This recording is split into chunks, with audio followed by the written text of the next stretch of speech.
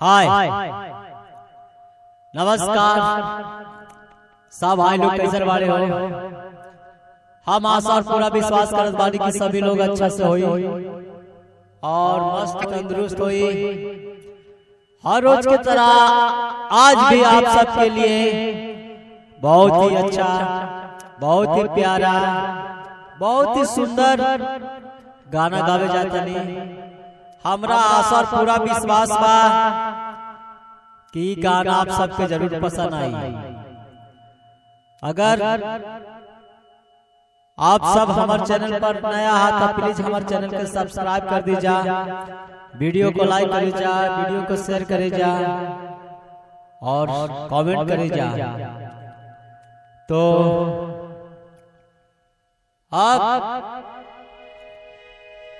चलल जाओ गाना के तरफ और सुनल जाओ ई गाना के।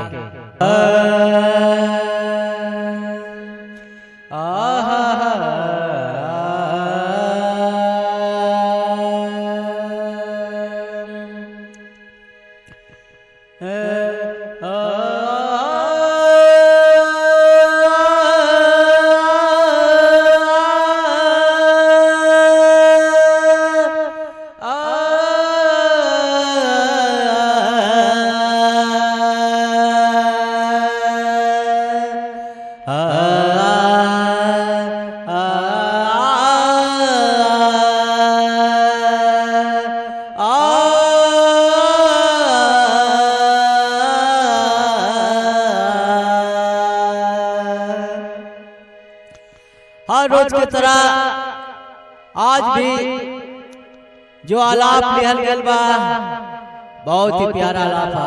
आप सब कमेंट में जरूर बताइए और ज्यादा न समय ले, बस अब प्रोग्राम की तरफ चला और अपन गाना के शुरू करा और कमेंट में आप सब जरूर बताइए कि आप सबके गाना कैसा लग रहा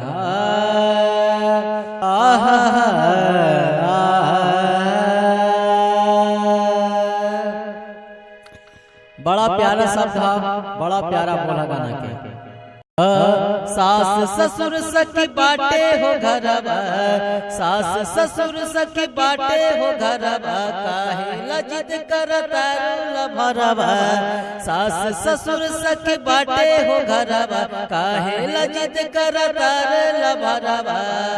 एही सोची सोची हमर जीवा त डरे रे, एही सोची सोची जीवा हमर त डरे रे। नैहर से मिले लाला भरवा, आवताड़ सुना हमरा घरे रे। नैहर से मिले लाला भरवा, आवताड़ सुना हमरा घरे रे।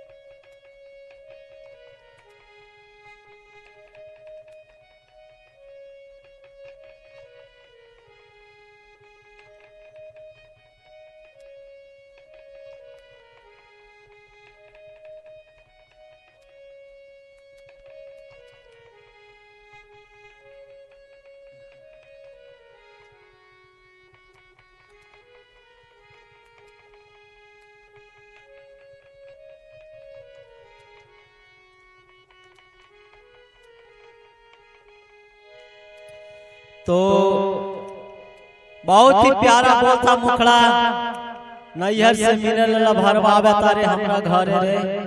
ई गाना के सुनी जा, प्यार दा दुलार दा।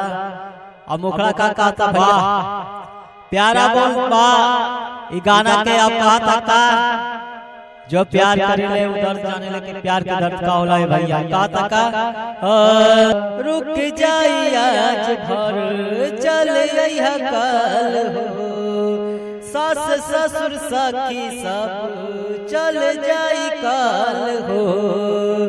रुक जाई आज भर चल अइहा काल हो, सास ससुर सखी सब चल जाइए काल हो, फिर नहीं रही हमरो दिलवा में डर हो, फिर नहीं रही हमरो दिलवा में डर हो।